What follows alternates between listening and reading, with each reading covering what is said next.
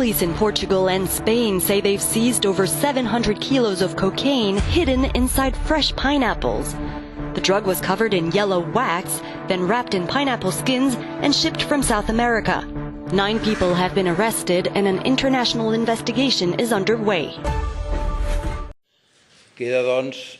In a sign of strength for the parties seeking a split from Spain, Catalan lawmakers have elected pro-independence politician Roger Torrent as Speaker of the Regional Parliament, which met for the first time after 80 days of inactivity. But the secession movement was weakened by the absence of 8 members of parliament held in detention or involuntary exile in Brussels, including sacked former leader Carles Puigdemont. The seats of the absent lawmakers were marked with giant yellow ribbons. Even unable to vote, pro-independence parties still have more weight than those favouring unity with Spain. Late on Tuesday, the 2 main pro-independence parties said they would back Puigdemont as the presidential candidate. The first vote to choose Catalonia's new leader is likely to take place at the end of January. As the voting took place, pro-independence supporters gathered outside the parliament waving red and yellow Catalan flags. An operation targeting the Chinese mafia in Italy has led to police issuing more than 30 arrest warrants. In Florence, police coordinated a number of dawn raids. The arrest took place not only in multiple parts of Italy, but also in neighbouring France and Spain. Italian police forces have struggled with the rise of Chinese criminal gangs. Contraband material which enters Italy and other European countries illegally has previously been seized by the authorities. This latest unfolding of events is part of an investigation which has been trying to dismantle the Chinese mafia since 2011.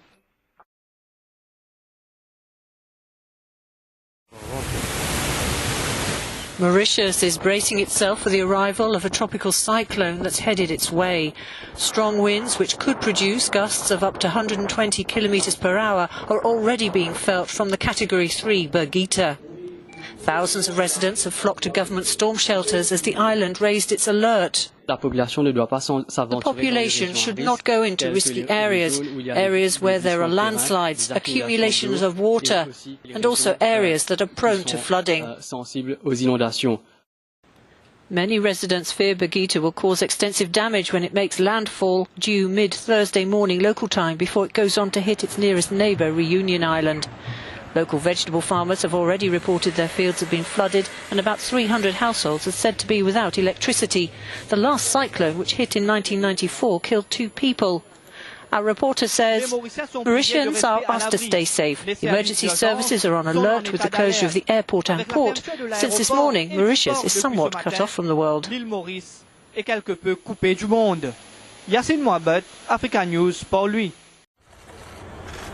French President Emmanuel Macron is to attend a summit in Britain with Prime Minister Theresa May, where the issue of migration tops the agenda.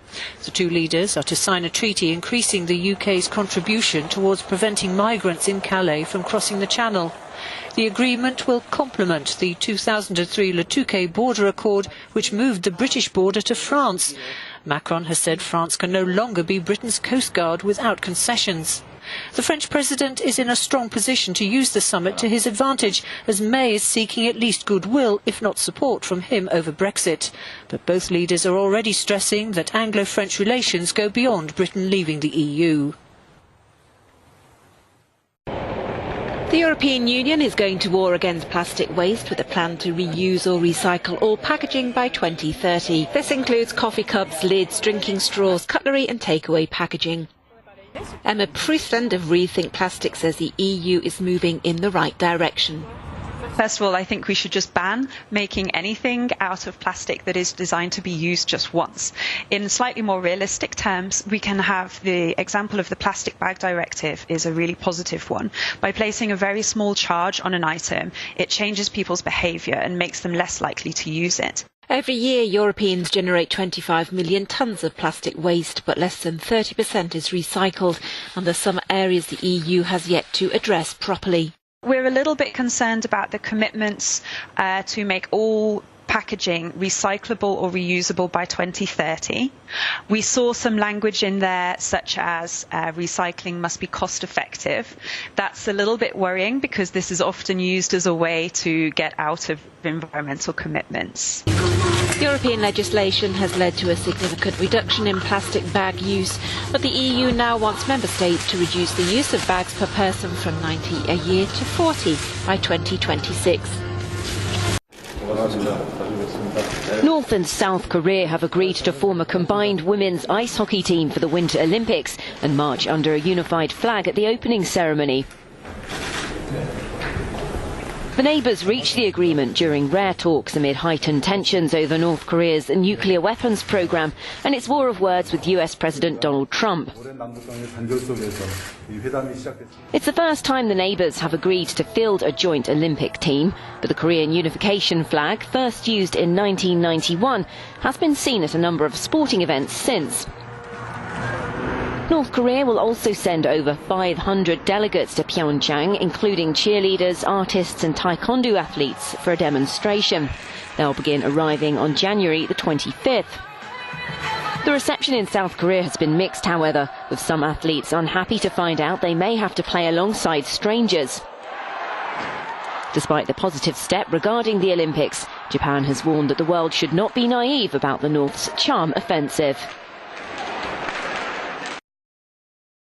In a bid to highlight what he calls bias in the media, Donald Trump has tweeted the winners of his fake news awards.